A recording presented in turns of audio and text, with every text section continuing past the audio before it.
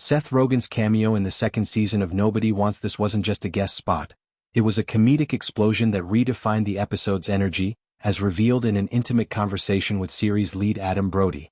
The 43-year-old funnyman, celebrated for his roles in films like The Disaster Artist and his production work on hits like The Boys, stepped into the shoes of Rabbi Neil, a free-spirited, progressive spiritual leader extending an enticing offer to Brody's more reserved character, Noah.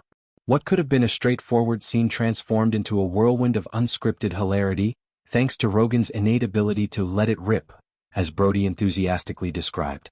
This wasn't mere ad-libbing. It was a full-throttle departure from the page, injecting raw, unpredictable vitality into the narrative. Brody, at 45, couldn't contain his admiration for the scene's dynamism during the exclusive chat.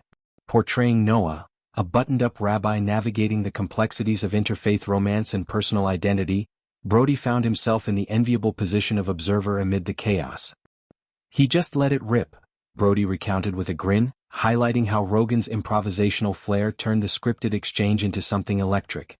Teaming up with fellow comedian Kate Berlant, who embodied Cami, the vivacious counterpart to Rogen's Rabbi Neil at the innovative Ahava congregation, the duo created a comedic synergy that was as much a performance art as it was television. Their off-script tangents flowed with such natural rhythm that Brody likened his role to buckling into a roller coaster. All he had to do was hold on and react, amplifying the scene's inherent tension through his character's bemused bystander perspective. What made this alchemy particularly potent was its alignment with the script's blueprint. On paper, Noah was designed as the grounded foil to Rabbi Neil's rock and roll exuberance, a contrast that underscores the season's themes of clashing worldviews within Jewish communities. Rogen's gregarious persona, Brody noted, slotted perfectly into this archetype, his larger-than-life presence elevating the rabbi from a mere plot device to a memorable force. "Fortunately, that was the dynamic on the page too," Brody explained. "In those scenes, Noah's more of a bystander." This serendipity allowed the improvisation to enhance rather than derail the story, weaving Rogen's spontaneous wit into the fabric of Noah's internal conflict. As Noah weighs the allure of a modern, inclusive synagogue against his traditional roots, Rogen's Rabbi Neil embodies temptation incarnate, charismatic, boundary-pushing, and utterly unapologetic. Delving into Rogen's suitability for the role, Brody lavished praise on the comedian's multifaceted talents. "He's incredibly gregarious and he's identifiably Jewish, which is important," Brody emphasized, pointing to Rogen's authentic cultural resonance as a key casting coup. Born in Vancouver to Jewish parents, Rogen has infused his comedy with subtle nods to his heritage. Think the bar mitzvah gags in Superbad or the familial dynamics in Knocked Up, making his portrayal of Rabbi Neil feel lived in and layered. Brody elaborated, "Listen, he'd be great to have in any way, shape or form," underscoring Rogen's versatility as an actor who can pivot from stoner archetype to nuanced everyman with ease. In this instance, Rogen's rock and roll rabbi vibe.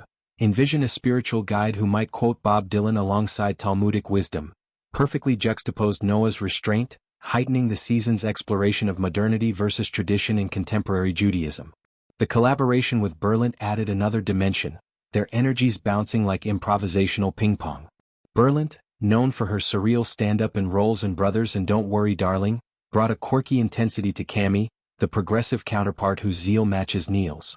Their scenes at Ahava, the ultra-modern congregation with its sleek architecture and inclusive ethos, crackle with banter that veers from theological debates to pop culture riffs.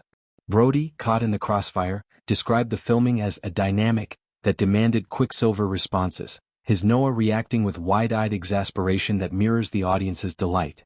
This trio's chemistry not only delivered laughs but deepened the show's emotional core, illustrating how unlikely alliances can challenge one's foundational beliefs.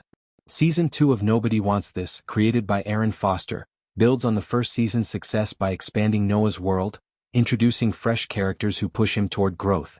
Rogen's Rabbi Neil arrives as a pivotal catalyst, tempting Noah with a position that promises creative freedom but risks alienating his conservative flock. This offer arrives amid Noah's budding romance with an agnostic podcast host, forcing him to confront questions of faith, love, and self-reinvention. Rogen's improvisation amplified these stakes, his unscripted flourishes, perhaps a tangent on psychedelic Judaism or a mock sermon laced with stand-up timing, made Neil's pitch irresistibly seductive, blurring the lines between mentor and mischief maker. Brody's reflections reveal the behind-the-scenes magic that elevates prestige TV. "I think he's just a great fit," he concluded, a sentiment echoed by the cast and crew who marveled at Rogen's ability to elevate material on the fly. For Brody, reuniting with Rogen, whom he first crossed paths with in the comedy circuit, felt like a full-circle moment, blending professional respect with personal camaraderie. Their shared history in the improv world, from LA's groundling scene to Hollywood's sketch circuit, informed the scene's organic flow, turning potential awkwardness into effortless rapport. Expanding on the season's broader arc, Rogen's episode underscores Nobody Wants This commitment to authentic Jewish representation, a rarity in mainstream comedy. Unlike stereotypical portrayals, the show delves into the nuances of Reform versus Orthodox tensions, intermarriage dilemmas, and the quest for spiritual relevance in a secular age. Rogen's Neil, with his electric guitar strumming services and social justice sermons, embodies the progressive wave reshaping synagogues nationwide, a nod to real-life innovators like those in Brooklyn's emerging spiritual collectives. Brody's Noah, conversely, grapples with the pull of heritage, his buttoned-up demeanor a shield against vulnerability, a theme Brody infuses with poignant subtlety, drawing from his own post The OC Evolution. The improvisation's ripple effects extended to post-production, where editors preserved as much of Rogen's riffing as possible, enhancing the episode's rewatch value. Fans, already buzzing about Season 2's trailer teases, will find in this scene a microcosm of the show's wit, sharp, self-aware, and soulful. Rogen's willingness to go way off script exemplifies the collaborative spirit that defines indie-leaning series like this, where actors aren't just vessels but co-creators.